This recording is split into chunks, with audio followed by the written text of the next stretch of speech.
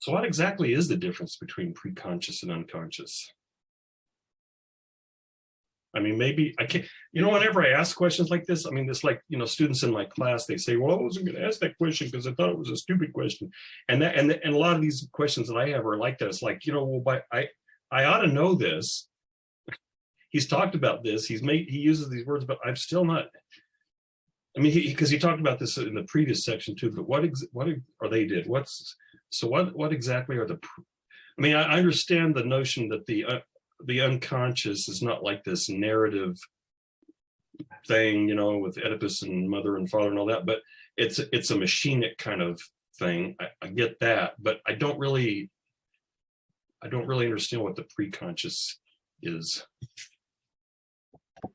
I don't know Deleuze. All I know is that in neuroscience, preconscious usually means what we'd call the reptilian part of the brain, like the pre-self and stuff like that. I was reading it, and the way you put it, I mean, it's not entirely inapplicable, but I was reading it as more a function of where you are, where you locate, where you're interpolated within the socius, right? So if you're born into again, it's like something like pre-conscious investments are kind of what situates you and give you an orientation, right? Established perspective according to your relative position within a socius.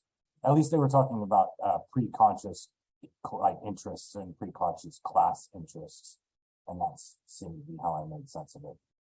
So is it kind of like unexamined, or maybe even like, I mean, maybe this is not exactly, but what you're saying makes me think, that we have all these unexamined assumptions and categories of the way we view people and things that we don't even, not necessarily consciously aware of, but they have a tremendous effect on the way we view everything else and the way we experience it. I mean, is that even close? Yeah, I mean, I was thinking of it along the lines of something like an ideological lens. Hmm. I mean, like I think, I grew up in southern New Mexico, and I just absorbed a lot of, not a lot, but some prejudice against Mexican American people, because that was just kind of part of the culture. And so then later in my life, I would catch myself making snap judgments about people simply because they were Mexican American, or they were riding in a lowrider or something like this. And though, they weren't, I didn't even have, to some degree, didn't have control over those impulses. They were just, boop, they just kind of popped up because they were kind of laying back there. I mean, is that similar to preconscious? Yeah, I think so. From what I understood, it seems like they made a distinction with the preconscious and the unconscious as like the relationship of interest versus desire. So I'm just throwing that in there. I was kind of curious about that. So are you willing to say something about what the difference between those are, or would you rather somebody else? Because I could try, but I worry sometimes that I make it make sense in my own image rather than actually. But yeah, interest, as far as like, interest is what you think you want, whereas desire, never mind, I'm gonna stop right there. Yeah, it's kind of difficult. Yeah, interest to be like, what good utilitarian logic would tell you want, right? Yeah. Yes. Okay. So I think interest is described in terms of aims and goals. There's a kind of teleological kind of element to it, which is it says pre-conscious. I think that's a little bit slightly misleading, in the sense that because it's pre-conscious, that means it can still obviously appear in consciousness, but your interest itself doesn't necessarily appear as such. It is kind of fully formed, like it's all happening right here in front of me. You know, I can see this logic being put together. But I think it's so unconscious desire would be kind of what determines the interest, and the interest would be the effect of that. But the thing is, desire doesn't have any kind of preset goal. It's kind of free form. It's just like machines just like churning and be like, rawr, you know, and yeah, something like that. Totally unconscious desire right there. That's all the description you need. And so that it doesn't have an aim or a goal, especially some kind of fixed one, but it's capable very much of being then kind of led towards goals or steered towards the goals, but only kind of insofar as it enters then this kind of pre-conscious realm, that it can be susceptible to kind of like capture by different molar images of certain things. And that's kind of what social production is, and kind of in general is, or coding. It's these ways of kind of determining like, okay, desire is going to go here and say that this image, you know, be a good American, don't be a terrorist or a Muslim or something, you know. It's kind of that kind of, you know, stupid kind of binary logic, I think, is kind of, that's kind of like this molar level of coding desire, that becomes then these kind of like pre-conscious interests. But I think, yeah, the big thing is that the interests are based off of this. There's a kind of illusion kind of built into consciousness. Okay, fuck it, I'll just say it. This comes from Spinoza. So the idea is that consciousness doesn't give you causes. It gives you effects, which you can then reason back to causes. But there's a kind of superficial level at which consciousness appears, where things appear as causes, but in fact they're effects. These are inadequate ideas. But the thing is, what determines those ideas for Spinoza and Deleuze and Guattari is desire. So desire is what, okay, so one example that Spinoza gives is, he's kind of making, so okay, first he starts like making fun of Descartes and criticizing the idea that the mind has absolute control over the body and things like that, and talks about like these common opinions people have, and then gives these examples of basically how it's really the desire that determines the interest, and not the interest that determines the desire, although it seems like that as we're kind of immersed in it. So he says that, okay, a baby, from the baby's perspective, believes it's made a free decision. It's determined its interest to want milk. In fact, it's the desire for milk that has determined the interest. Okay? And he says that about all these various things, like, okay, the cowardly person believes it's this kind of free decision to flee from danger, where really it's the desire to avoid danger that causes the person to make the free decision as an effect to flee. So there's kind of flipping of causes and effects that, and the thing is that for Spinoza as well, this is kind of baked into this critique of teleological reasoning, which is part of still this, so this is something that he continues from Descartes, is there is a critique of this kind of scholastic Aristotelian teleological causes as everything, and in place of that, efficient first causes. Look at those are more important, although he changed that a lot even from Descartes. But the thing is, okay, those teleological causes are kind of evident in the basic structure of consciousness for Spinoza. So he says that we, because we're just goal oriented in terms of our conscious mental life, that we're focused on that we will be constantly just filter everything through that same lens of thinking of things in terms of their purposes and the ends that they do, so that we think that then, oh, why did this thing come about? Oh, it must have been for this purpose, this end. Why did the universe start? Oh, because of a purpose, a final cause, you know? Instead, it's like, no, the final cause is different from the efficient cause that causes it, which is desire and affections. So, yeah, I think there's definitely that Spinoza's basis there, but hopefully that helped somehow.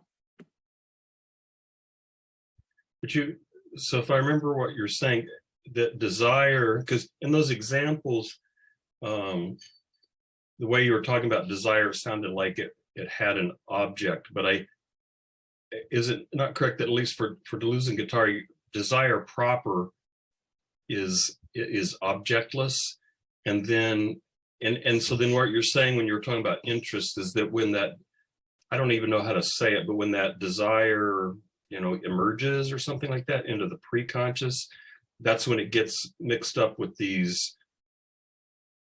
That's when you start assigning goals to things based on interests, which are what? Attractions to things in these molar objectivities or objectivity. I can't say that word.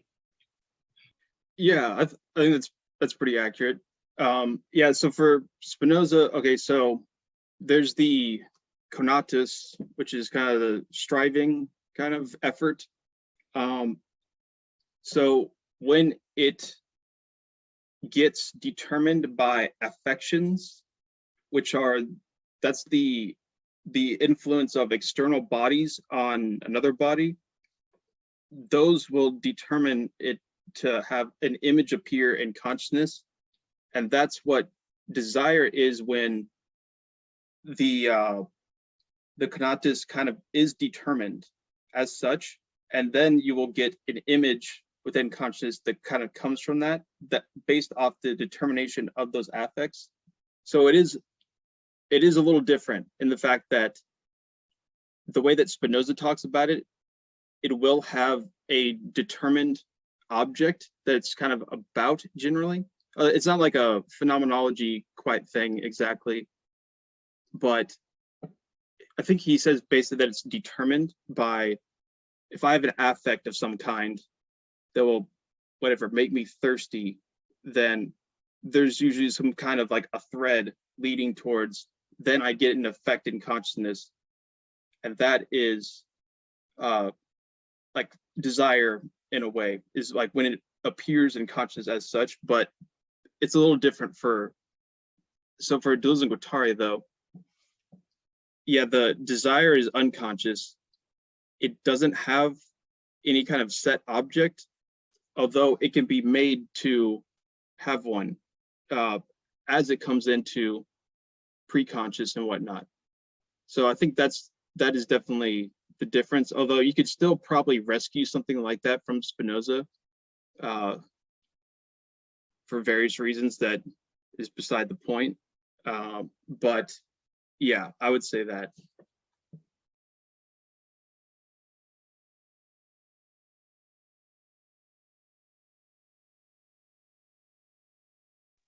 So it seems like one of their, I don't know if it's a main objective, but at least something they're trying to show in here, excuse me, got this nasal infection thing going on, was to try to answer this question that came up a while back was, well, this is the top of 345, but why did the masses desire fascism? Or I guess in general, why do well, see, how would you, I'm not sure how to put this in terms of interest. Why do people, I don't, is it that they desire against their interest, or they have interest against their, they desire against their interest? Is that the way to put it? But anyway, people pursue things that are not good for them. And so I guess this is, and you know, and this seems to me very contemporary, you know, because at least on my view, you know, you could say that a lot of Trump supporters are sort of actively pursuing things that are counter to their own best interests. But does this difference between desire and interest, and how does, again, this is something I'm probably supposed to have figured out from reading this, but how does that explain this weird situation?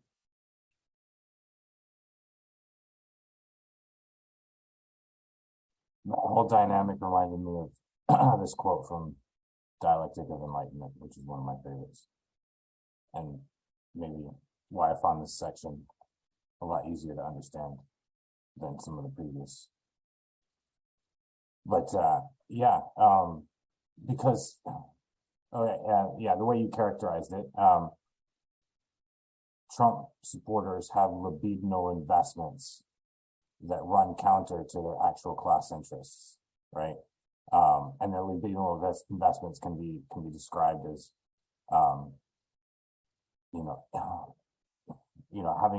having a personal sense of like tie to the nation, a tie to traditional ways, you know, a tie to the Christian order, you know, all of these ways of characterizing their political project, you know, make America great again, is it's a desire thing, a libidinal thing that really just, when you analyze it on class lines, you see that they're working against their economic interests, right? But they're getting something out of it because they're, you know, again, just like with the allure of fascism, right? Belonging to something bigger than yourself, being part of a project to restore greatness. And then, and ultimately with fascism, right? It's a worship of power for power's sake, right? Power without an end, right? You know, it's just, it just expresses itself, or it finds ends in order to express itself, right? I think that was that point about Nietzsche, right? It's very characteristic of how the flavor that fascism took in Europe when it was a celebration of power, and then, you know, subjugating the Jews and building up the military and all these other things were just like after effects, right? First you worship power, and then you know, you start worshiping power, and then you start looking for places to apply it. And I think it's, you know, so you could say similar, you know, for some of those MAGA folks.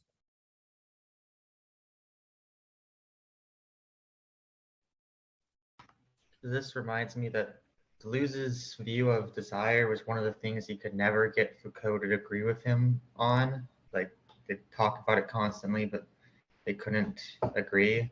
And part of this was because for Foucault, the idea that desire is your truth is like a Christian concept, like kind of inherently, or maybe not inherently Christian, but it's essentially Christian. And for him, that's because basically, like, because he was going back and through all of the Greek ethics and the Christian ethics and comparing them and stuff. And what he saw was that like contra what Nietzsche talks about it, the actual moral codes haven't changed that much in the West, but the ethical codes have changed, or the ethical relation to the self has changed. So, for instance, like he talks about like take like the sexual norm of, if you are married, you should not have sex. You should not cheat on your wife. You should not have sex with women. You should not have sex with boys, assuming a man in this relationship. According to the Greeks, like desire doesn't really matter that much. It's not important because, like, for the Greeks, it's the action that matters, the not doing it that matters. So, for instance, it's expected that a married man would desire to sleep with people other than their spouse. Like, that's expected in the Greeks, but it's them desiring it and then not doing it shows that they have moderation, they have good character, can create a good, they're a good citizen, they're moderation, therefore they're, you know, strong-willed, they're a good citizen by not sleeping with anyone else, but the desire itself is never condemned. But then he then goes through like the Romans and the Stoics, and he gets to the Christians. He also compares it to the Chinese, because he talks about pleasure, desire, and action. And so for the Greeks, action is what's privileged, then pleasure, and then desire is what's least important. Whereas for the Christians, after the Stoics, the desire is it's the other way around, where desire is theoretically condemned, but it's condemned, but it's what's theoretically actually most important. Like, think about in confession, right?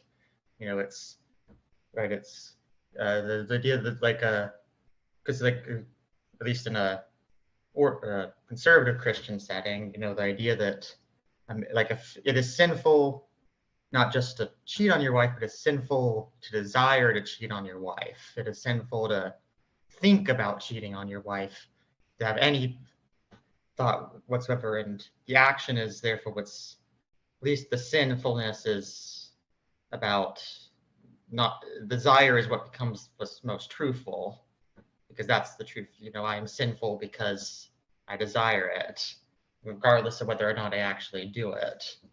And he's then, you know, traces that through Descartes, how Descartes drops out morality and truth, disconnects them, and then Kant, you know, brings them back together, sort of into psychoanalysis. And so for him, this idea of desire as truth is always sort of Christian concept, rather than, even though Deleuze would of course see it as being, his views as being anti-Christian.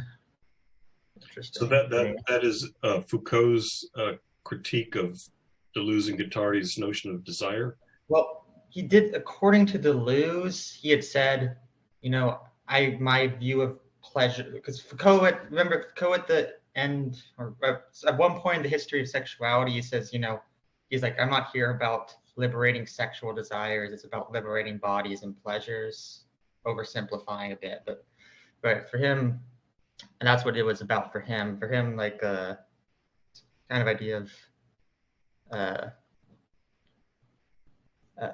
the idea of like liberating unpressed desire is not wrong, but it's flawed. It's a flawed, coming from a flawed analysis is how he thinks of it. So I did say, though, according to Deleuze, that he was like, yeah, maybe my view of body and pleasure and your view of desire aren't that different, but, you know, for me, the idea of liberating view of desire is, you know, flawed historically. When you view it historically, it doesn't think it's a good framework. Yeah, I haven't read History of Sexuality, small parts, but I think that is an interesting kind of, there's definitely overlap, a pretty sizable overlap between Deleuze and Guattari and Foucault. But then those differences, I think, are actually pretty illuminative of what each is doing in a certain way. Although I would say I don't have a great understanding of Foucault's idea of kind of how pleasure would be significantly better or whatnot. But so I think, though, okay, so Deleuze and Guattari, their kind of critique of pleasure is so in 1,000 Plateaus, in the plateau on the body without organs, they give a kind of critique of pleasure both as a kind of psychoanalytic explanation of things and also as a kind of real criteria that we should follow in some way. Is I think they see pleasure, this is somewhat coming from Freud, the pleasure principle, as a kind of conservative force that there's certainly no guarantee that following your pleasure will lead towards anything like a kind of liberatory society. I think that's kind of, I mean, capitalism is kind of, you can see, is kind of like that, where it's kind of, yeah, you know, follow the pleasure principle, but, you know, where ultimately does that lead? Usually if you can construct society in a certain way where, like, the easiest thing to do is to go along with, you know, established powers. I don't know, maybe you just happen to be, you know, some blonde kid, Aryan in the 30s in Germany. You know, the easier thing, the pleasure principle is just go along with everything. But they also see it as, so specifically what they actually talk about in that plateau is that pleasure is a kind of goal of desire, or it can be made a goal that then eliminates desire. It kind of, so you can see it as, okay, I desire to, you know, do something, but then once I get the pleasure, it's just done for. I'm done. Whatever, I orgasm, or, you know, I get the degree, I finished the thesis, hooray, pleasure, you know, but then at that point, the desires no longer continues going, and instead they're saying that we need to have a consistency, plateau of intensities of desire with no discernible goal or endpoint. So that would be kind of their critique of pleasure. Although they see that there's nothing wrong inherently with pleasure, but it's more so, it arises as a kind of a consequence of desire, more so, in that it should not lead desire one way or another towards this or that pleasure. Yeah. Well, that could get into like Catherine Malibu's critique of like other French philosophies, how they effectively view pleasure as government.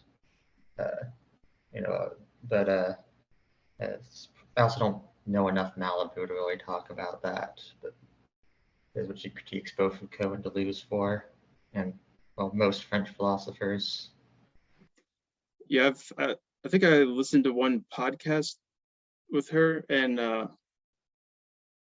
don't know. I haven't made up my mind exactly what's going on there. I mean, I know she has this idea of like plasticity that seems kind of interesting, which also seems quite Deleuzian. But then I think her thing is kind of I don't really know a huge deal about her critique, but if I remember, it's something kind of like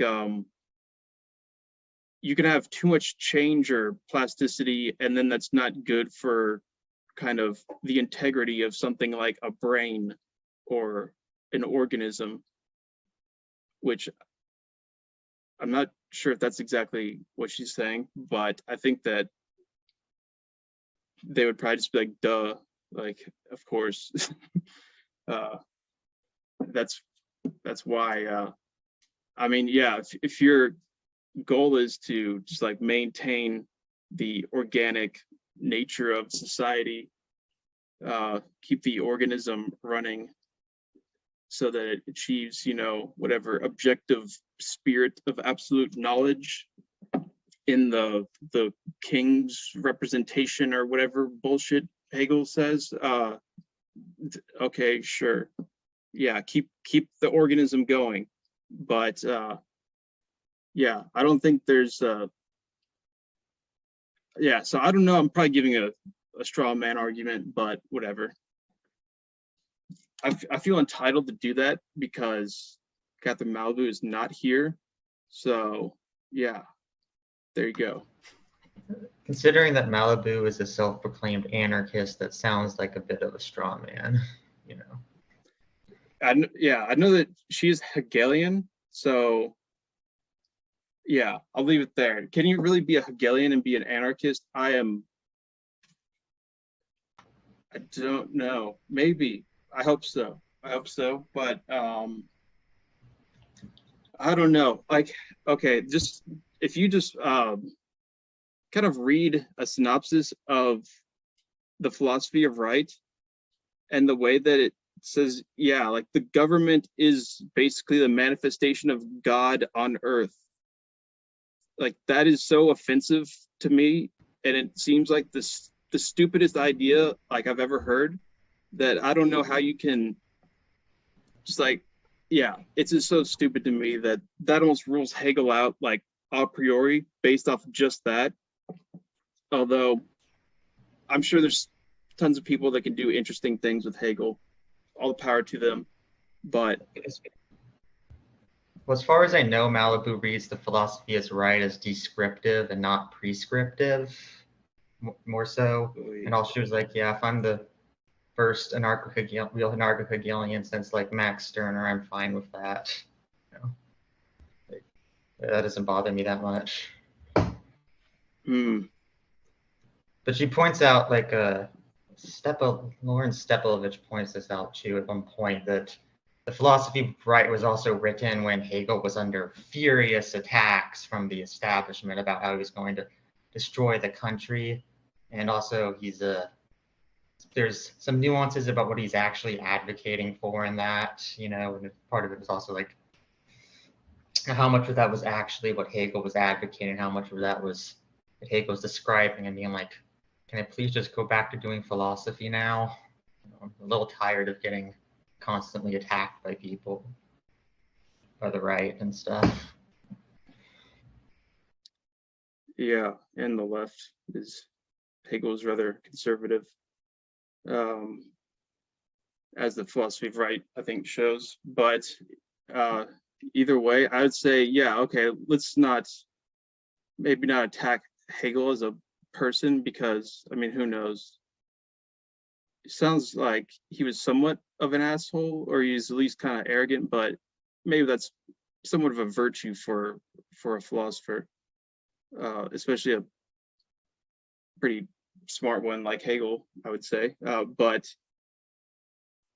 I would say, okay, yeah, these books, they're kind of, let's give it a Guattarian spin. They're machines. What do we do with them? So I would say, yeah, a machine like philosophy of right, yeah, it can be used, I think, in probably certain good ways. If you want to read it as descriptive, say, and not prescriptive, and then kind of have something arguing against what Hegel is saying in it as a description, then sure, I would have no problem with that. Although that does seem somewhat strained, but oh well, fuck it, whatever. Better than nothing. So yeah, let's treat these books as machines. What can we do with them? I think there needs to be some kind of critical element to it, especially on the kind of prima facie kind of look at what it's about. That yeah, I was basically just reiterate that thesis, the kind of like Wikipedia thesis of philosophy of right is very, it makes me angry to just even think of it. It's just like, yeah.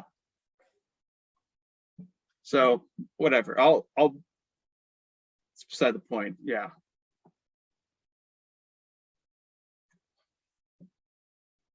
Okay. So we got kind of distracted, but what was the original? I think the original thing was about. We're talking about desire, and Nevitt asked about the difference between desire and interest, and that's how it got here. Oh yeah, it was about the why do people desire their own oppression? Okay, yeah, that's okay, yeah. So that, okay, I'd say now this is a theme, but why not? Because so this also somewhat comes from Spinoza, who believed the same thing. That, so they even quote him in here on page 29. That is why the fundamental problem of political philosophy is still precisely the one that Spinoza saw so clearly and that Wilhelm Reich rediscovered. Why do men fight for their servitude as stubbornly as though it were their salvation? And I think that, okay, so what does that mean? I think that also kind of clues in that their theory of desire is connected with this Spinoza's argument. But okay, why is it that men, fight for their servitude as if it were their own freedom? I think that is one of the main focuses, I think, of this whole book is that question, because it is indeed the fundamental problem of political philosophy. And I think this is what's quite innovative, I think, about this book. One of the things is this focus on desire. And I think I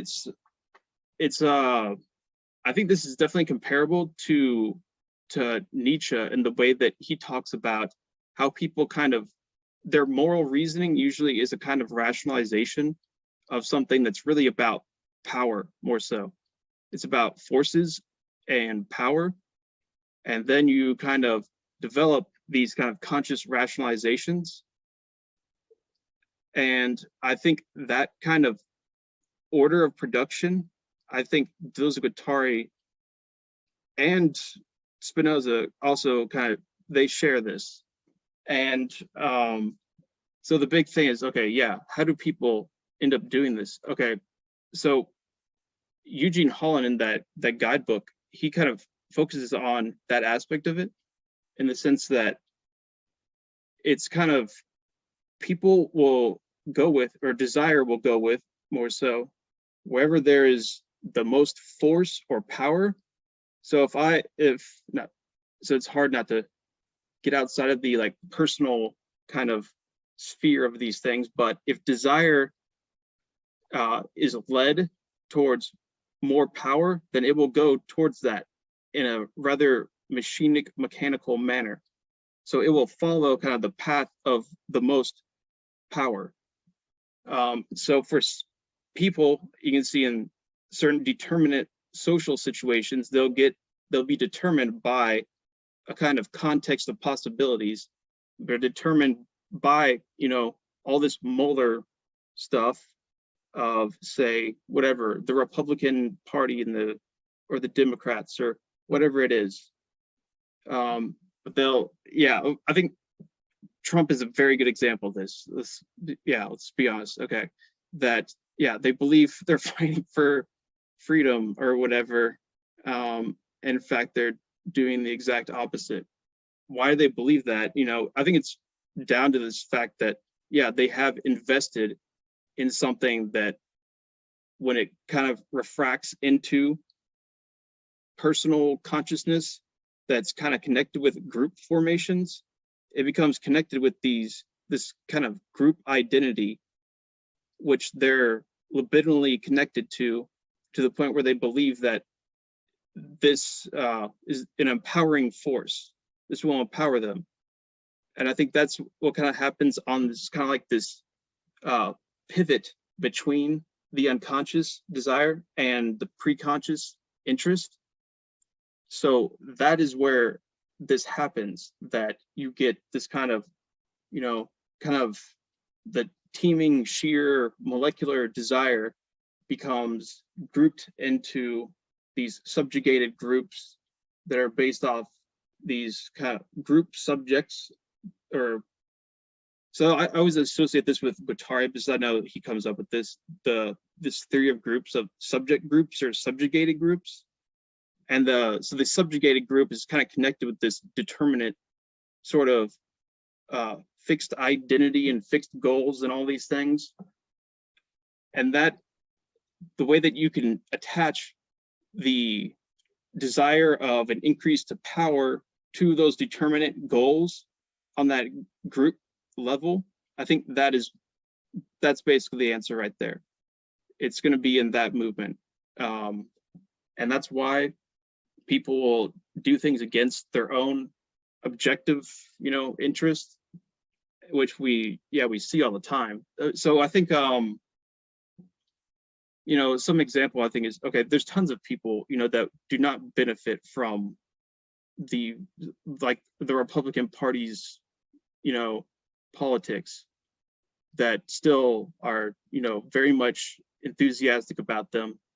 Why do they do that? I think you could talk about it in a kind of simple manner. It's kind of like, because they have this identity in something that they share with that they believe the Republican Party represents that. So they believe that what the Republican Party does, whatever it's for them as, good Christians that love America, or whatever they think of themselves, then they believe that is being empowered by the Republican Party. Although if you then look at it, it's not exactly the case, especially in terms of class interest. So I think it's almost kind of really easy to see. I think for me, at least nowadays with something like Trump, it's so obviously stupid that it's kind of, the flaws of its logic, I guess you could say, is so apparent that it's kind of like it displays its own flawed workings, like right there for you. But I think it kind of shows, though, that indeed this is the case. That so what they seem to be saying, though, is that it is this kind of unconscious level that determines these things. It's not kind of like how people are thinking or the content of their ideas that get people to do these things. It's not specifically because they have like a Christian view, say, or, well, I don't, maybe Nietzsche would disagree with that, but it's more so to do with the fact that they have this desire that is connected then with these types of groups. That is what is more indicative of a kind of paranoiac libidinal investment. But the fact that it's desire that determines, I think, is kind of the thing that seems to be somewhat original for when this book came out, but also seems kind of obvious at the same time, to me at least. But I don't know. I'm kind of totally immersed in this, so I'm not exactly an objective judge. If we even want to be judges, I don't know. I don't really like judges personally, nor do I like Hegel, but okay, yeah, I'll leave it there.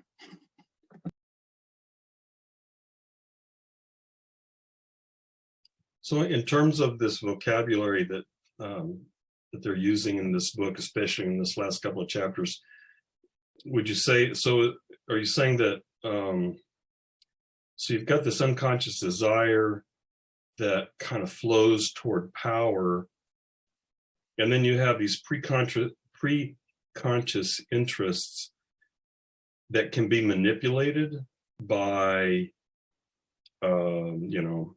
various actors, and can then can generate interests that then direct that power in certain directions? Is that?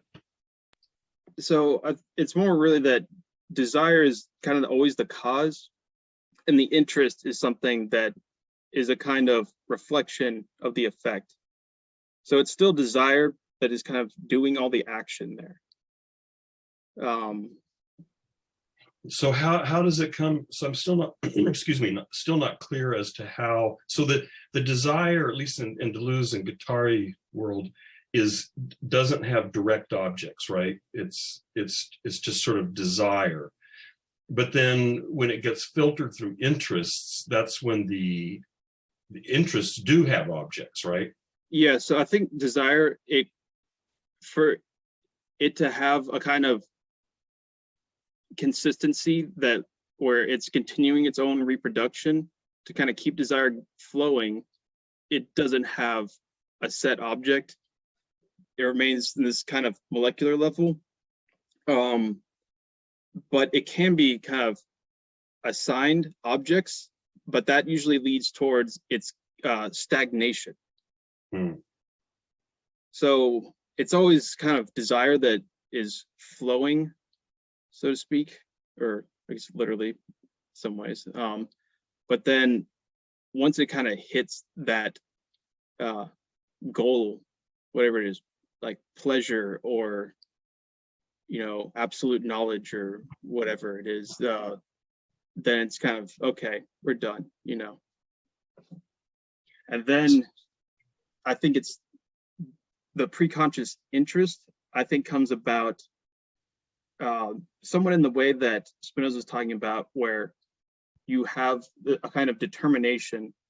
So desire is kind of like has this influence of, or it does have to connect with, you know, these things. It's inherently connective and relational. So based off that, it'll be kind of funneled into these kind of molar constituents. And then once it kind of hits that accumulation of molar, that's when it can become represented. That's when it can become something conscious, like an object that can be represented, and all these things, you know, comes like a Kantian kind of thing at that point. Then it can enter as a preconscious interest, or it can kind of like be reflected into that. Although I think that's still, it's the molar structure that's kind of reflective of that at the same time. Although it's even more complex, because at the same time, there's the whole quasi-causal thing, where those things can then steer how the molar organizations actually work.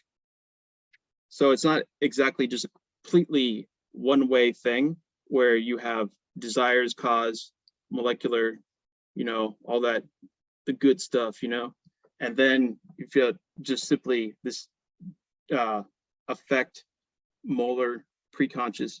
They kind of loop back around, and that's why it's kind of extremely complex. That's why you have to do schizoanalysis by kind of looking at concrete particular things and then trying to analyze those. So you can't really know a priori sort of what is going on with anything. You have to kind of really look at it and try to determine it on a case-by-case basis. I think because of those complexities, the way that everything is a mixture of all these things.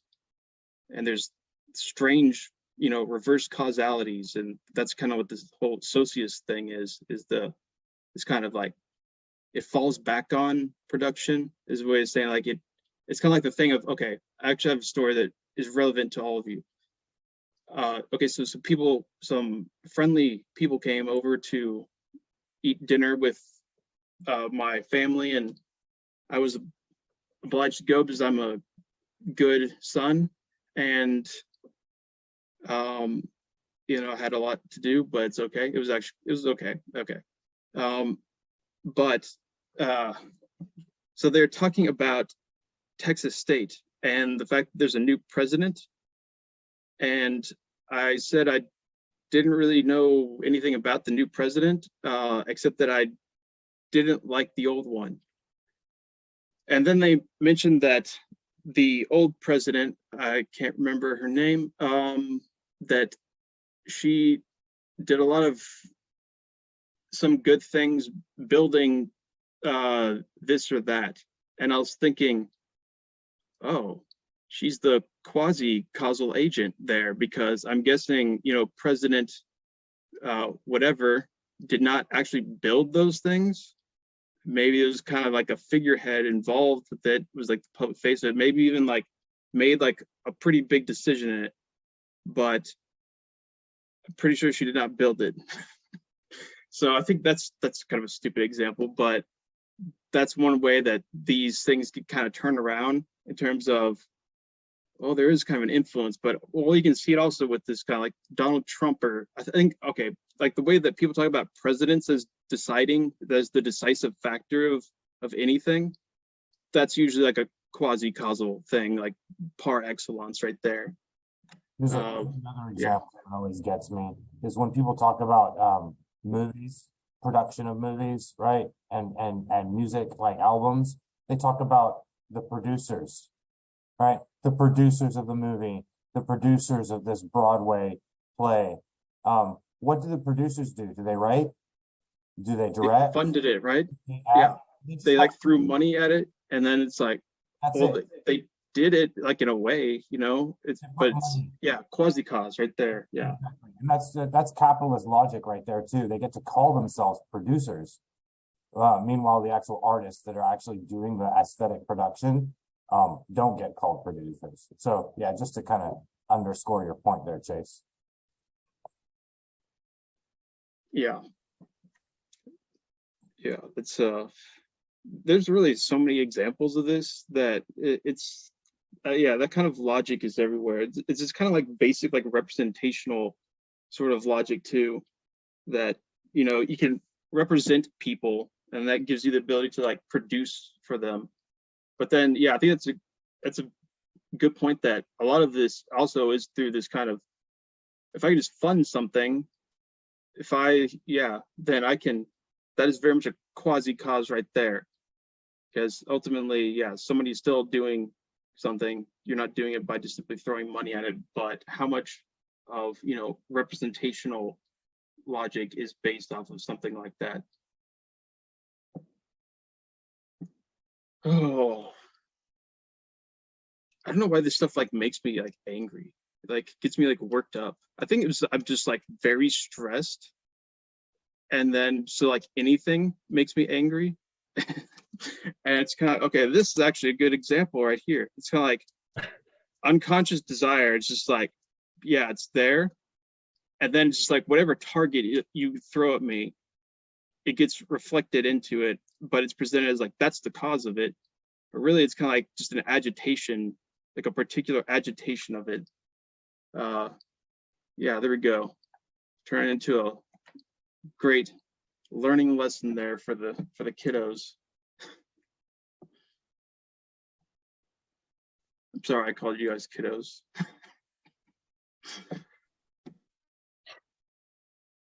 Maybe it's a futile effort, like you said, since these things are all mixed up together. And even in this section we read for this week, he says that there's this few pages there where he's like, well, these molecular chains get stuck in these molar aggregates, which then break off other molecular chains that get connected into other molecular chains. And so all these things kind of get mishmashed together. But I'm still not sure. I mean, maybe I should give up this desire to be sure, but I still don't really have a very clear picture of the relative activity of desire as opposed to interests. And so, it sounded like you were saying that desire can work its way into these molar aggregates, and then that produces interests. Is that what happens? But those interests are pre-conscious, so that's what's confusing me there too, because I'm thinking of that you get these molar aggregates that imply, I can understand that they sort of imply interest, because you start getting these, I assume you start getting these sort of structures of power in those molar aggregates that are competing with one another and are causing these different things to happen in society. And I can see how interests emerge there, but I'm just having a hard time figuring out the relationship between desire, molar aggregates, and interest.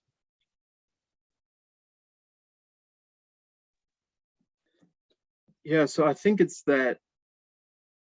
So the desire is the molecular part, which they seem to be saying that is more or less like actual molecules that, and then they it's connected with this kind of strange kind of features, the non-local kind of features of even stuff on like the kind of the quantum level, which indeed extends to molecules in some cases, which my chemist friend told me about. but the thing, okay, so those then, so desire is kind of operating on that molecular level, which would be something, the example they give is the genetic code as something that is like molecular desire right there, which I think that's a pretty good example, because I think most people recognize that doesn't have a kind of, there's not like a conscious mind that is dictating these things, deciding, which protein goes where. Well, we understand that there's a kind of synthesis going on. But the thing is, so you've got this kind of like genetic coding, that would be something like, but also the way that there's genetic drift going on. There's, this kind of like, so that's a big thing in 1,000 Plateaus, is that evolution is also kind of like horizontal. But that would be a case of this kind of, okay, so I think that's kind of important in the sense that, okay, so like a wasp and an orchid. So an orchid, it will kind of take part of its own genetic code and give that kind of expression. And with that, it's able to capture then the wasp, and that will become a part of its own reproductive system. So they will kind of look like these female wasps, so that the male wasp will go and fly and think it's making sweet, sweet love to the female wasp. In fact, it's just simply getting the pollen, and then it'll go fly to another orchid, and that's how orchids reproduce. What's interesting is that they seem to have somewhat of like a one-to-one kind of correspondence, where there'll be generally one species per orchid, and if one insect or whatnot kind of say dies out, another one will simply take its place. It's interesting. Yeah. Also, okay, yeah, orchids, the other thing, I should probably not say this, whatever. Okay, actually, I'm not going to say it. Yeah, there we go. Because it's probably obvious what I was going to say. Okay. But the thing is, okay, what's going on there is this molecular thing, right? With this weird molecular, what they call the rhizome in 1,000 Plateaus. These connections, these becomings between these different species that are still part of this kind of molecular thing going on, but it's this exchange, communication, that is this kind of desire on a molecular level. Okay, but then that's going to be connected. There's no kind of you can have like vacuum fluctuations of particles in vacuums, but for the most part, molecules are connected with these kind of molar things, like an organism. Organism is going to be molar, so it's going to have some kind of more or less stable structure to it, all these fun things. So then the thing is, the molecular can kind of keep up its molecular consistency up to a certain point. But then, so the person they quote in that section on the molecular is I'm not sure exactly how to say his name. It's like Raymond Rouyer, I guess, Ruyer. So he's a pretty big influence on Deleuze in general, like a lot of different stuff. But the section that they quote from him talks about how the molecular can kind of like stay molecular all the way up to the organic level. They kind of goes through these steps. So I think that's kind of what they're saying, is like, that's how you keep desire in this kind of like free form state. But then there's a way in which it can be kind of taken over by these laws of statistical accumulation of large aggregates. which is indeed what happens with, I think, certain chemical bonds. And this is a Thousand Plateaus. They talk about this in more detail of like, even like which chemical bonds it is and all this stuff. And I had my chemist friend look at this, and she said, yeah, it makes sense, it's correct, but why the fuck are they describing it like this? This is unnecessary. Which I'll grant, yeah, fair enough, okay. But so there's certain kind of chemical processes that will eventually kind of lead towards ways where we can only describe these things as statistical, but things will actually like follow those statistics. That's how we can predict things, is because we understand these kind of laws of large numbers that, you know, I don't know where this molecule will be floating around in here at any 1 second, its position, but given enough times, I will be able to kind of predict where it'll be just based off of statistics. Yeah, so that seems to be kind of like the turning point in which you start getting this shift from molecular to molar. But the thing is that, so preconscious interest happens more kind of, okay, so desire will kind of like hit its full kind of, whatever, I'm just kind of stuck on this word, expression. You know, so they say that they have a kind of critique of the idea of desire being an expression, which I think that goes along actually with their Spinoza thing, because desire is the expressor. It's what expresses itself. It's not the expression or the expressed. I think in this case, the expressor, what expresses itself, that would be desire. Desire is kind of like this active cause. It's the potentia for power for Spinoza. Then the expression, that's going to be where you then get these kind of like molar forms, I think. And then that's going to eventually kind of bottom out at this point. And then you get a reflection back on that through consciousness and representation. And then that is where you get the pre-conscious interest, although that itself has to be kind of cycled back into the whole process coming from the molar. So it's kind of like molecular hits the molar, kind of becomes like a thing.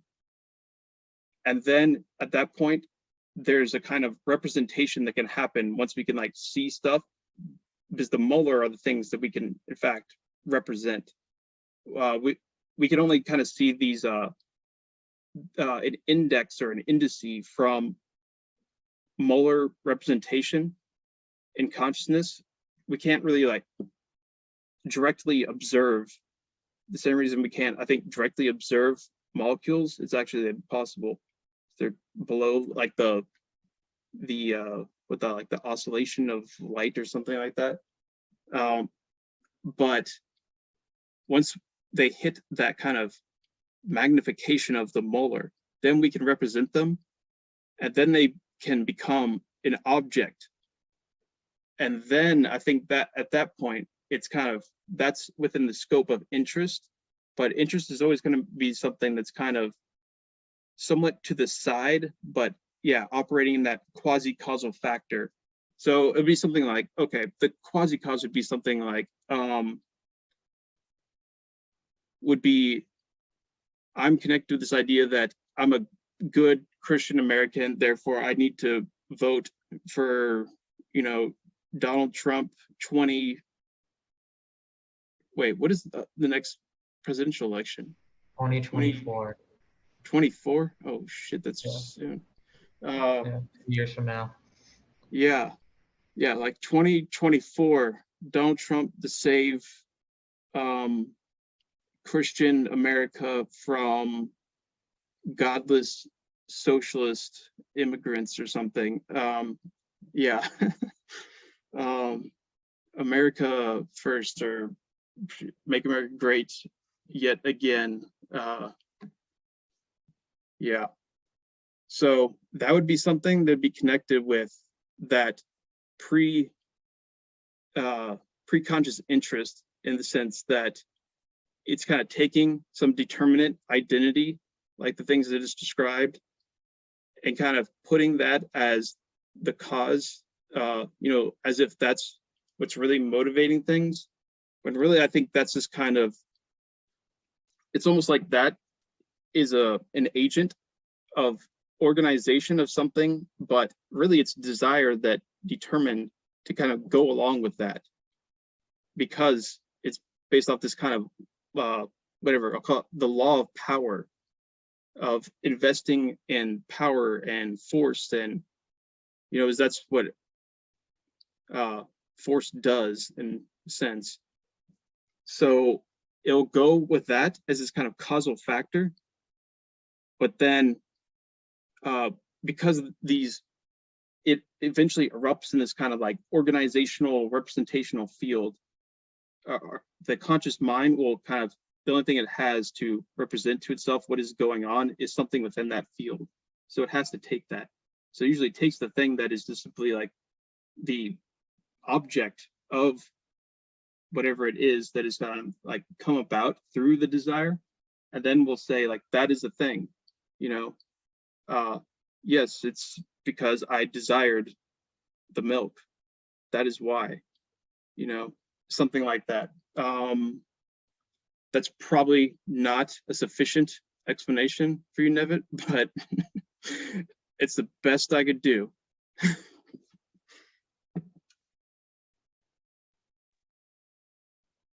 Thank you. Yep. To be honest, my mind is now addled by vodka and wine, so I'm not in the best position to. I am, yeah, anyway. Lots of reasons to feel guilty.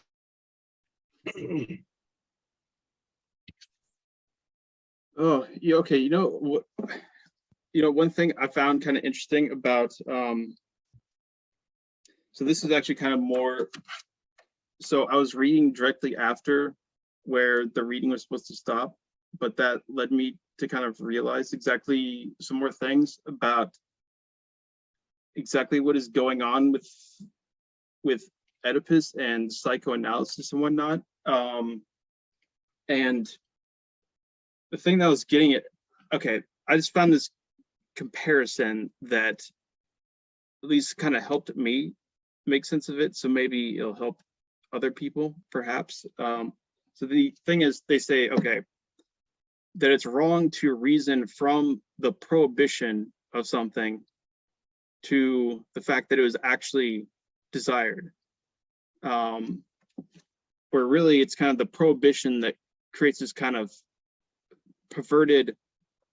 this perversion of desire, that as it's kind of locked into, these repressed forms, but it's a way of kind of this basic logic of you say what is prohibited as a way to kind of accuse the people against not just simply that they'll like do it, but you assign motives to things, and that gives you a certain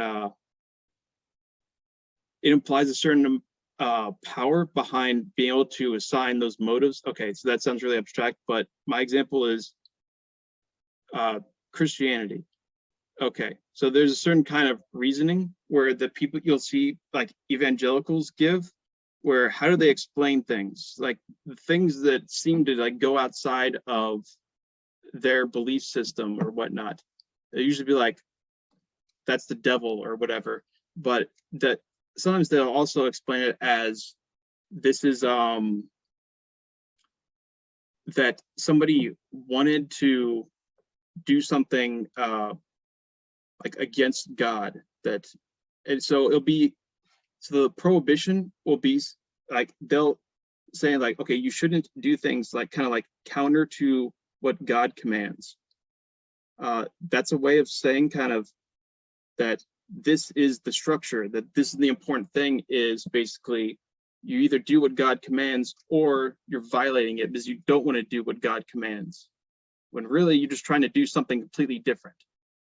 You're trying to do something completely different, but the way that that prohibition sets it up is that, oh, you just wanted to do something that was against the command of God, or you want to do something, whatever, against the way that that prohibition is set up itself kind of implies a certain structure of power based off of how that binary kind of lands. And I think that's also what is going on with Oedipus, in the sense that how they took the incest prohibition and said, oh, well, that's what you desired. You desired to actually do incest. But then think about what structure of power does this set up? It sets up everything based off of incest, the family.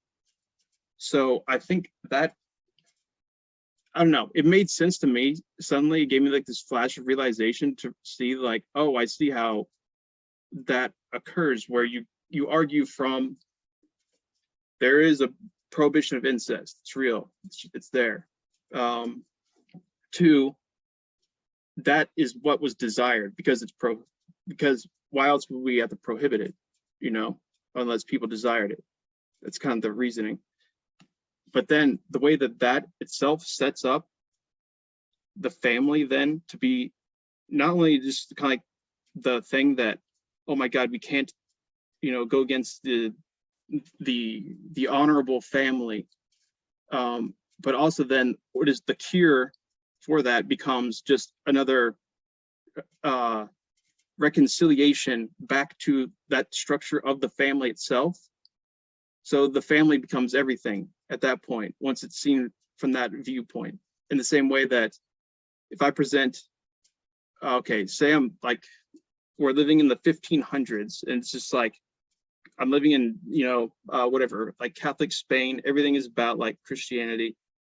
And all of a sudden, some people like fly in from Antarctica or whatever, and they're just doing something completely different. The only way I can recognize that is like they're violating the commands of God. But then that presents it within this kind of Christian structure where, okay, then what is the cure to that? It's Christianity. It can only present itself as the cure, while also defining the prohibition and defining their desire as the prohibition itself. So I think this the way that that prohibition is kind of like set up, and that it presents itself as a solution. I mean, that's basically what they're saying about the Oedipus complex, but it just made sense fully for the first time today. Did that help explain anything at all? Let's see. A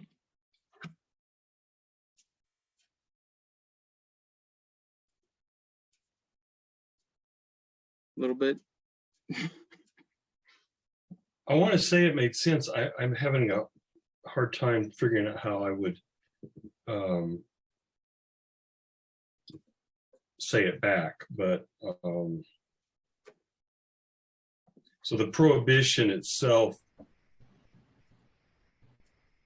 I can't, too much alcohol, but the prohibition both defines, in setting up the prohibition, I mean, I wrote in the chat, don't eat that apple. It's like, so in saying don't eat that apple, God already defines the prohibition and the solution, and in that one statement, generates an entire framework of what's of power and who's in power and what's appropriate and what's not appropriate in that one prohibition. And it's actually the prohibition itself that generates that entire structure. Yeah, exactly. And then presents itself as the solution. The prohibiting agent, I guess, would be kind of like presented. It's a way to present itself as the solution to a prohibition that it itself creates. And Yeah. it does so by also misrepresenting what the person wanted that violated the prohibition. So I think that's yeah. But the Yeah, way so it's maybe kind of, maybe sorry, go ahead. Adam never really wanted to eat an apple, but then God says, don't eat that apple. And suddenly the apple becomes desirable, and eating the apple becomes a problem, and not eating the apple is what you must do. And so Yeah. none of that was problematic until the prohibition appears. Yeah, which is why really Adam is much more noble than many others for eating the apple, I think, really. Or actually, it's kind of saying, okay, Judas, he was really, that's pretty, the fact that Judas needed to betray Jesus, correct? That's Mhm. like how it had to go down. And, you know, who ends up like rotting in hell forever? Judas. In order to like bring about the salvation of all humanity, correct? Sounds like Judas is a little more Jesus than Jesus, which is hence why Borges says that, yeah, Judas was really, yeah, Judas, yeah. Yeah, I used to, when I was a fundamentalist Christian, I used to wonder, well, would the ultimate sacrifice be to say, I would spend eternity in hell for you?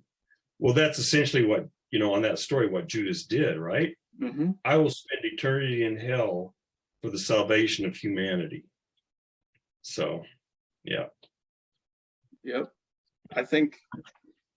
I mean, yeah, it makes sense to me that kind of Borges' argument is exactly that the real sacrifice there is what Judas did, to the point where Christianity only makes sense if kind of the salvation figure actually was Judas rather than Jesus. Or there's like multiple ones, really, isn't it? Or something like that. Yeah. I don't know. So, okay. Yeah, both of you, I think we did a reading of Borges, Jorge Luis Borges. And there's a short story, I think it's called like 3 Versions of Judas. Mm. And they're all short stories, but that's what we're referring to. It's a good read too. And they're all like under 10 pages, I think, other than a few of them. So I recommend that. Yeah, it's fun. Oh, okay. So the other thing that I kind of realized with this reading, the way that they talk about how psychoanalysis is kind of like it's a business, and that the way that this is treated as something like that's not important, this isn't important, this doesn't matter. I think that I never thought about that before, and now that I think about it, that seems like a big problem, and you can actually see how that is a part of the structure of psychoanalysis itself. And I think that's why, yeah, there's the fact that they would leave that out as a topic also is kind of interesting. At least I think that's what they're saying, that Freud would kind of like refuse to talk about this. Is that did not matter. Which I could probably see that he could have some kind of argument like that. But yeah, I think that's an interesting critique of it. And the fact that I think that's what Guattari was interested in doing, in terms of trying to have, he still wanted to have some kind of a like analysis, like therapeutic kind of thing. And so I've been reading some of his solo stuff, and he's definitely kind of like committed to this, like helping people that need help, I would say. But you can see that he's very much interested in like a kind of like a radical critique of the kind of basic organizational infrastructure of these things, and how it's completely uncritical, usually, the kind of institution that people will kind of like throw themselves into. I think you can see that, even though psychoanalysis obviously is not like a big thing anymore, especially in America, apparently in Europe it's still somewhat like, even like Lacanian psychoanalysis is actually kind of like still a thing. People actually do that. It's very big in France, which isn't exactly a good thing, in my opinion. But well, for autistic people, for instance. Yeah, okay, so I know like some about Lacan, like the theory, although I have to admit I have no idea how that like this would help anybody, which is I think this is definitely due to my own lack of knowledge, because I don't even know like the theory of like how they help people. So but it seems to me I can't even like understand how they would, basically, is my concern. It's like, what are they like? Oh, I know the problem. You're castrated. You can't connect with like language or something. Like, I don't, like, how do they do it? Like, how does? Well, Hunter's reading of Lacan is we're all fucked beyond possible redemption. It's Yeah, hard. so like, how does that help anybody? How does that help? I don't know. Like, how do they even like manage to even like give the impression of trying to help someone? Do they call that therapy is the question, right? Is that a therapeutic assessment? We're all fucked. Or I guess accepting that you're fucked is kind of therapeutic, maybe, is the point, I guess. maybe in I mean, some Feel so bad. cases, but yeah, That's a dangerous line to feed the masses, isn't it? yeah, I think so. Yeah. Just Yeah. accept fucked, okay? Yeah, I think, well, that's one of the critiques I remember reading in this, is they're saying that it leads towards like resignation. They're like, yeah, just be resigned to your lack. There's no way out of it.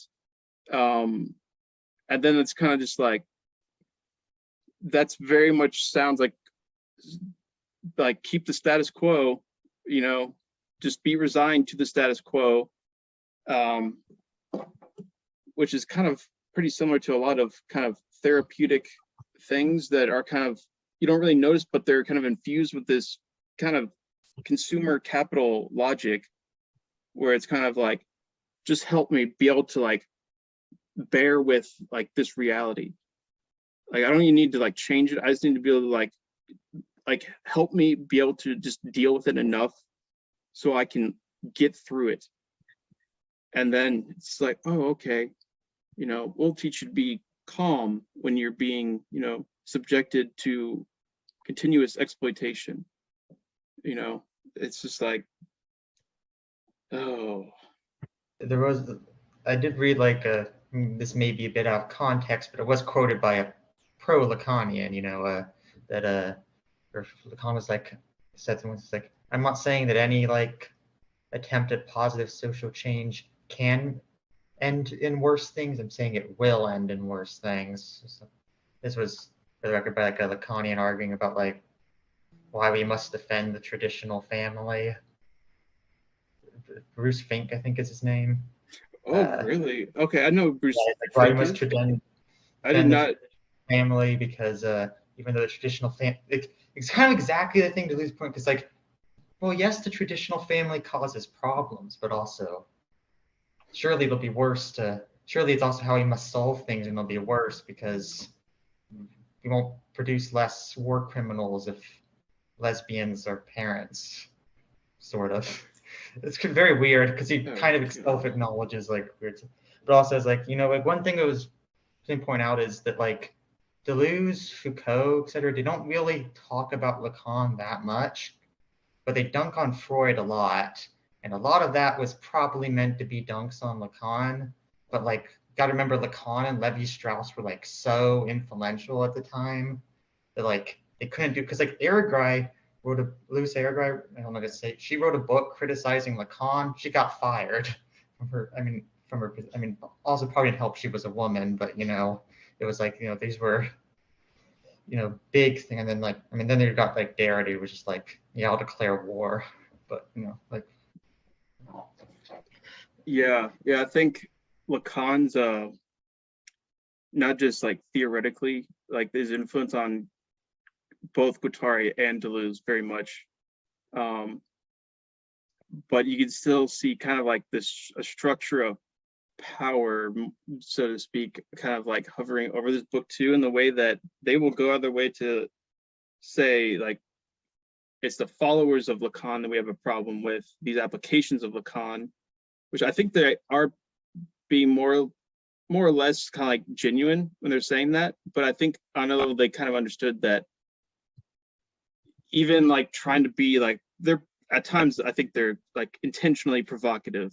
You know, it's a polemic that they're kind of trying to do here, but still there's a certain extent, like Lacan was kind of untouchable to a certain degree, although it didn't really help with like their personal relations, in the sense that, so Guattari was already distancing himself from Lacan for years before this, while still kind of studying under him to some degree.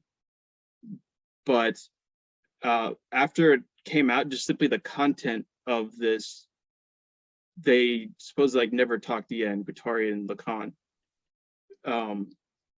But it's interesting that they present Lacan as being very, kind of radical and somewhat as like a schizoanalysis kind of thing, but that it's his followers kind of putting it back into this Freudian, familialism and all this stuff, that's the problem. But yeah, Bruce Fink, I know he wrote a book about the Lacanian subject that I heard was good, and that I heard that was actually digestible, in contrast to Lacan's writings, which are supposed to be like some of the worst like ever. It's supposed to be one of the easier introductions to read to Lacan in English. But yeah, like also like with the French. I mean, like the thing though is Deleuze and Lacan Lacan and Guattari falling out. I mean, like, isn't that just what French philosophers do though? Yeah. Like, Well, the Germans were pretty bad about it too. They would Sartre, Merleau-Ponty, Deleuze, Foucault, Derrida. Yeah, just listing a few. Yeah, so some of the French ones did able to kind of maintain somewhat cordial relations, at least for a while. But then, the Germans were kind of similar, but in a different way. So if somebody like philosophically like disagreed with you, but you're like so invested in your philosophy, like somebody like Schelling or Hegel would be, then that would just be like, how can you can't be friends at that point? But the Germans also had kind of like these weird weird from our perspective, especially, these kind of like customs of what was like polite and what was not polite, where it was basically rude to mention people that were still living in your book, which is why their citations are rather lacking at times. But and Schopenhauer like broke that rule by calling people out by name, being like, Hegel, fuck you. Didn't really say that, but yeah. But Ripley, what you're saying, that reminds me of something. Okay, maybe this is being kind of hard on Lacanians. I don't want to, because I don't know Lacan very well, and I know a lot of Lacanians that are actually, I think are good people. Let's call it that. And it's very kind of, I don't like that term, but whatever, let's go with it. But some parts I see these limitations, I'll call them, to what they're doing. For one example, I watched a YouTube video that was about decolonizing psychoanalysis and Oedipus, and I was thinking, like, oh, this is maybe some kind of like a decolonial application of Deleuze and Guattari. This looks interesting. I'm going to watch this. So it was this Lacanian, and she wrote a book about the Oedipus complex and about how we need to, like, it's a European, so her and the host talked about the Oedipus complex as this kind of like European myth, and it's kind of centered with like this whole structure of colonial Western civilization and whatnot. So we need to get outside of it. So what do? They write a book about Oedipus and don't talk about anything else and then just simply like did exactly what they said they were not going to do. So it was kind of like, what is this? Like, it's like they couldn't actually, because they're Lacanian, they still couldn't get out of the kind of basic structure of the Oedipus complex.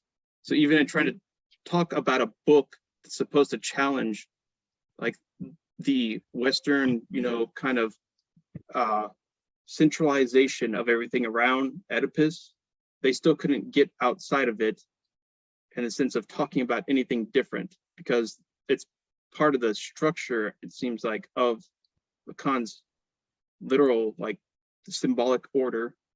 And then I looked at the person's book, and it was called something like Decolonizing Psychoanalysis, Oedipus and the Body, and there was no mention of Anti-Oedipus in the index.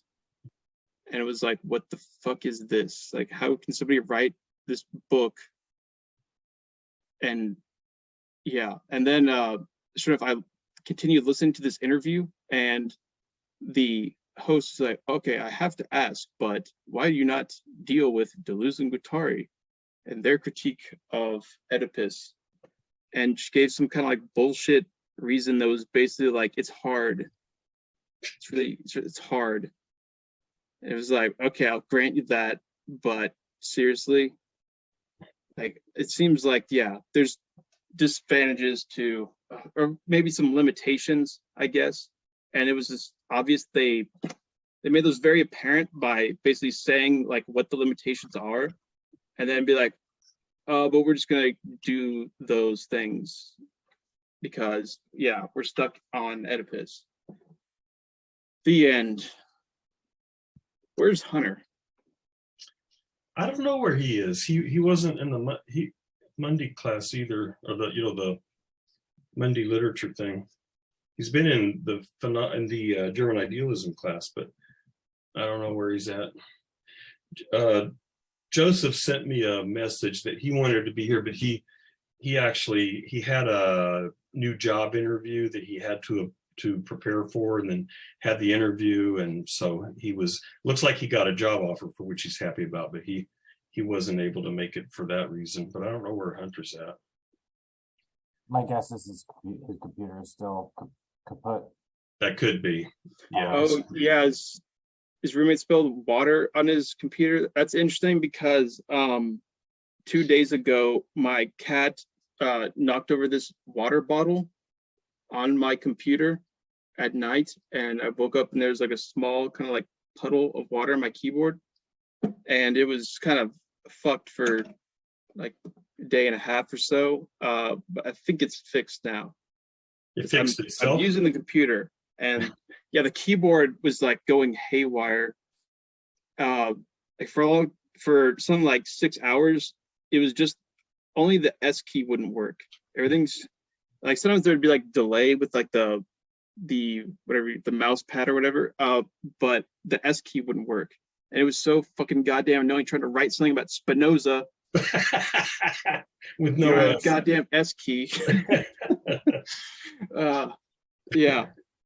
And then it would just like, the S would be like as if it was like held down. It would just be like, yeah, Spinoza, yeah. I actually found that, like, if you certain things where I would just do that, I would put a Z in place of the S, and the computer was smart enough to like automatically correct it for me. So I was like, oh yeah, this is the way to go. Yeah. Spinoza, yeah. Spin. That's hard to do. Spinoza. Yeah. Yeah. We had ferrets for many years. We had to eventually my wife refused to have any more because they poop and pee on everything. But we had we have Apple computers, and the Apple laptops, the vent for the air is at the very bottom. It is almost flush with a table, if you have a sitting on a table. And one time a ferret came hopping across the table and knocked over a glass of water, and the water just went whoosh right into the air vent, toasted the computer. So we had ferret fritters that night. No, I'm joking. We didn't actually have ferret fritters, but Yeah. fucking animals. Well, Amen. one more. We only got one more, right? Oh yeah. Be anti-Oedipalized. Yeah. But yeah, so Absolute knowledge. is the plan like to do a short book and finish this thing, or is it to do a long book and just have it go till summer? Like, I guess we'll Chase figure and it I were out. talking about maybe just not doing anything Yeah. until the spring. Yeah. I'm thinking, well, personally, I just want to take a break. Especially this Deleuze and Guattari, the fact that like I'm the explainer guy, it's difficult. It's a lot. It's okay. Don't choose a book where you're the explainer guy. It's not fun. Which is one thing I've learned from this. At times I've definitely enjoyed kind of like going over this with everyone. At other times it was definitely difficult, even like basically nerve-wracking. But on top of the thesis bullshit that I spewed about earlier, yeah, I need a break. Well, Yeah. I know it was difficult, but I do appreciate you, persisting through this with us, because I think it would have been basically impossible to. Well, I put it this way: I feel like I actually understand something, and I'm not sure that would have been true if you hadn't been in the group. So I do appreciate it. Thank you. That actually does mean something to me. Yeah. This, as that person said, this stuff is fucking hard. Yes, it is hard. Yeah. But I think it's worth reading. So I appreciate. I think so too. The help. So I guess, tentatively we're taking a break, but I guess if others wanted to do something, maybe we could read. This has been so, it's been very exhausting, which is no hit on Deleuze and Guattari. It's just difficult material. If we did anything else, it would be nice if we could just do like short essays or something like that. That would be pretty easy to digest. So I would vote for either that or taking a break, and then I can try to come up with another survey form or something, and people, we can vote for something for the spring. Chase, do you think you'll be able to do something in the spring, or are you going to be too over your head? Yeah, I think if I can, it'll probably be difficult too. So I'm kind of planning as if I probably will not be able to, although who knows? I'd like to probably, but I probably should just focus on finishing my thesis, that stupid goddamn thing. Although I will say, after my thesis is done, in like 5 years from now, one book I would like to cover is Kant's Critique of Pure Reason. I think that's something that I probably need a group like this to get through, for multiple reasons, and it seems like a somewhat important book for understanding modern philosophy, slightly. I don't know, maybe.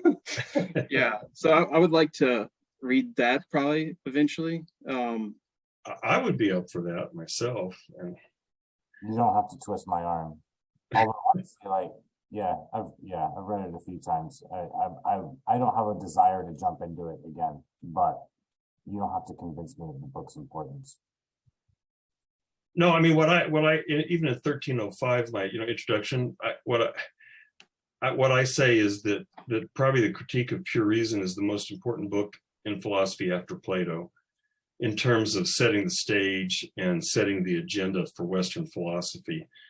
You know, whether you like Plato or not, but I mean, even Heidegger would say, kind of Plato sucks, but he did set the agenda for Western philosophy. And then it seems to me, again, I am not an expert, but it seems to me Kant is the next most important person after that. In the modern pantheon of philosophers. And I would also point to the simple fact that the analytics spend a lot of time in Kant, and the Continentals all understand that their project is all informed by Kant. So The Wikipedia, Kant's Wikipedia, it says under the influence section, something like practically all Western philosophers or something afterwards. Yep. Which, yeah. Yeah. So, but I would add probably to Plato, like Plato, Kant, and then probably have to throw like the influence of Aristotle in there, which is pretty big. And then also, I think Descartes with just kind of like modern philosophy is that would be like my fourth choice. Yeah.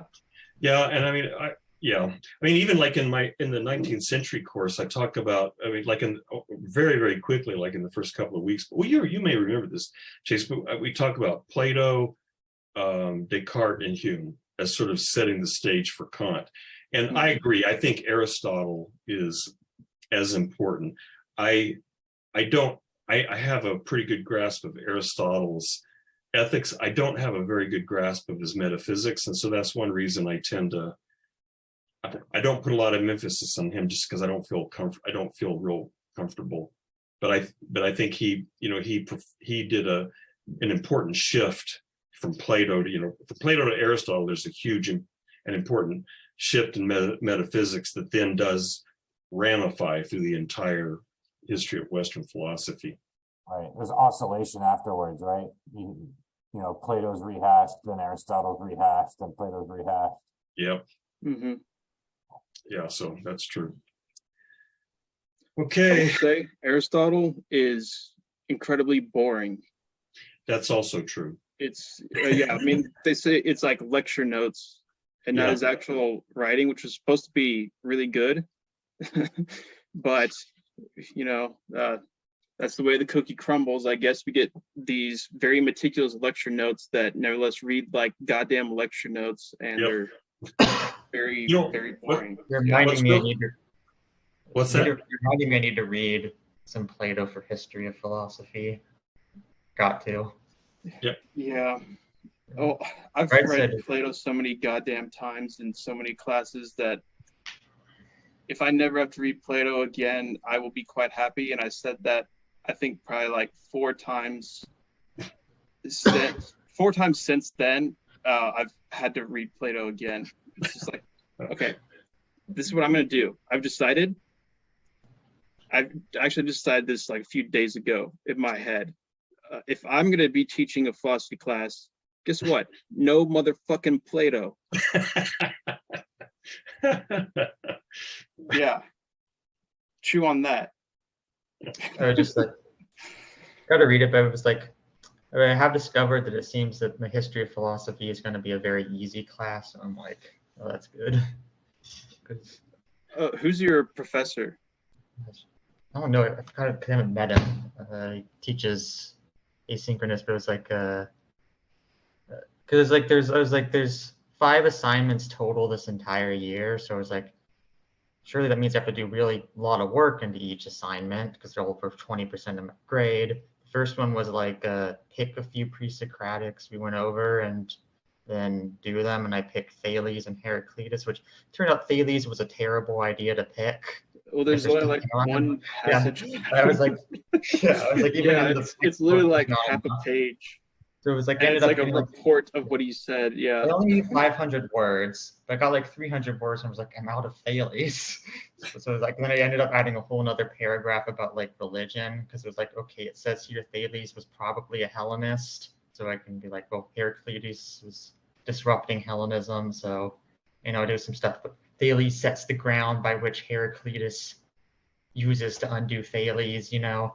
It was like I ended up getting like 502 words, which are like 2 sentences I didn't do, and I turned it at like 11:45 and it's due at 12. And I was like half asleep because I slept like 3 hours the night before. I was like, no, 20 out of 20. Oh. Okay.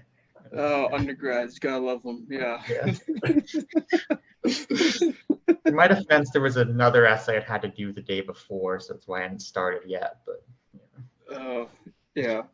I'm sure you did well though. But yeah, at least the pre-Socratics, actually, I would say I find them interesting, and also Nietzsche's book on the pre-Socratics is really interesting. The philosophy in the tragic age of the Greeks. There's another one called like the pre-Socratics or something that I haven't read. But it's kind of it's a smaller one. It's very simple. I mean, it's somewhat simple. This But is one, I've not actually read this yet. Does that look backward to you, or looks backward to me? no, it's Anyway, it's a anyway, the pre-Platonic. So I haven't read this yet, but anyway, it's apparently he wrote some stuff on. I don't know how much different it is from the one that you were talking about. how large is that book? It looks pretty large. It's not that big. Okay, It's 250 pages. Oh, okay. 260. from what I read of that book, it's like lecture notes. So like most of that ended up being what would become the tragic age of the Greeks. So I That think could be. probably okay. probably fairly redundant to read it, but if you're like a Nietzsche scholar, you know, it makes sense to read it. That may be. Probably. I mean, it's just a chapter on each of these pre-Socratic philosophers. And actually, is it just looking at it right now, the actual text is only like 150 pages, and the rest of it is translators' commentary. So, yeah, you're probably right. I hate when they're like give 100 pages before.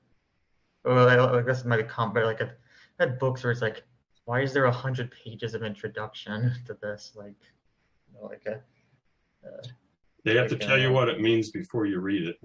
there's one for like a book for like Elise Recluse, like the anarchist Yeah, this- geographer. It's like a third of the book is introduction. It's like, you know, it's a selected works, and there were works you didn't even completely include. Shouldn't you have had less translators introduction and more of the actual book? You know, if the modern status is magnum opus, why is only half of it in there when you could have had less of this guy? You know.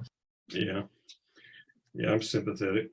Yeah, I got a Virginia Woolf book, The Waves, from the library, and the introduction was 100 pages, and the actual book itself is a little over 100. And it's just like, what the hell? Like, okay. Yeah, but yeah, so this one is 117 pages, and the introduction I think is so much. Wait, is there an intro? Okay, yeah, there's a 20-page introduction, so it's about 100 pages, but it's pretty easy to follow, and it does kind of follow that format of kind of roughly one chapter per pre-Socratic, but then there's also kind of chapters where he's kind of playing them off against each other, which is pretty interesting. But yeah, I like it's good. So if I was a professor, I would put this in place of Plato, because this is interesting, and it kind of shows, yeah, sort of the genesis of Western philosophy, or whatever you want to call it. And then yeah, it's fuck Plato. I'm sick of it. So yeah, it'd be like, okay, if I had to do some like Greek shit, like here we go, do this. Nietzsche presents it in an interesting way, where I'm like, I don't know. So I don't know this, but Bertrand Russell, I'm guessing, probably like establishes like the history of philosophy in like a Bertrand Russell-y way, which is like, I don't know, no. So, but I'm down with like Nietzsche's presentation of it, which is interesting.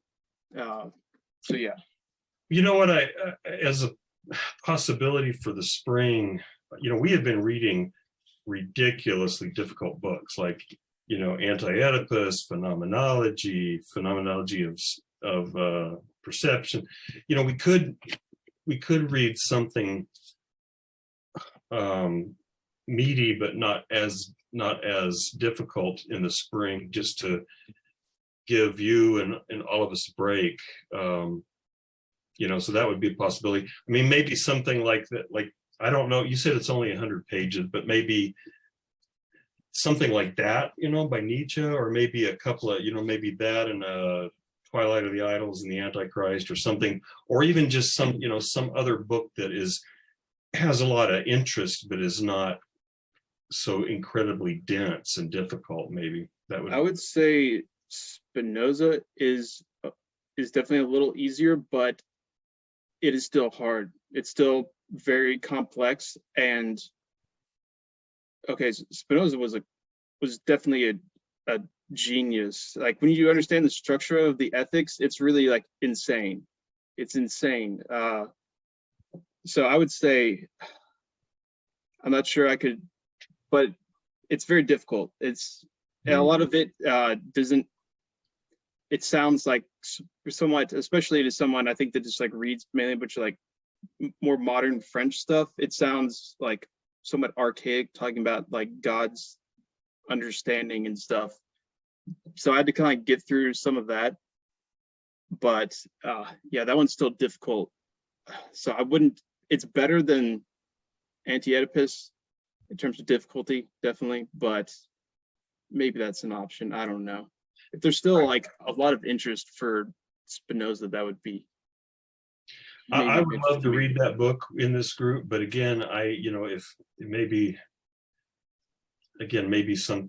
I mean, I would be up for that, but just because of your workload and how difficult we've hit, books we've been looking at, maybe something's not as difficult, but I would be up for that if that's what people wanted to do. So it isn't too long either. It's like 170 pages or something. Okay, so even if it's challenging, it's definitely dense. It's definitely dense. But maybe we wouldn't have to do very many pages a week. Yeah. There's this, or homosexual desire. Oh, you recommended it, but it's pretty interesting, and it's Deleuze's friend. It's also Guattari like co-wrote something with him, or I don't know. Yeah, but it's about 100. Well, it's 150 pages. It's 100 pages once the introductions are done. So what's the author? Guy Ho-Kangum. Yeah, that Joseph really wanted to read that one too. Joseph recommended it. Yeah, that'd be good. And it's like Deleuze on the family and sexuality and stuff. I mean, it's not just Deleuze, but it's there. Got Deleuze, got Fourier, got Gennett, Foucault. Wait, what the hell? Joey is like messaging stuff on Discord while he's not here. Why the hell is he not here? Bad Joey. Joe, if you end up listening to this, pissed off. No, not really. Kind of, maybe. No, not really. Oh, okay. Bad Joey, why were you not in the discussion? Anyway, okay, well, sounds like we're trying to say goodnight. Yep. All right. Night, night. Night, night.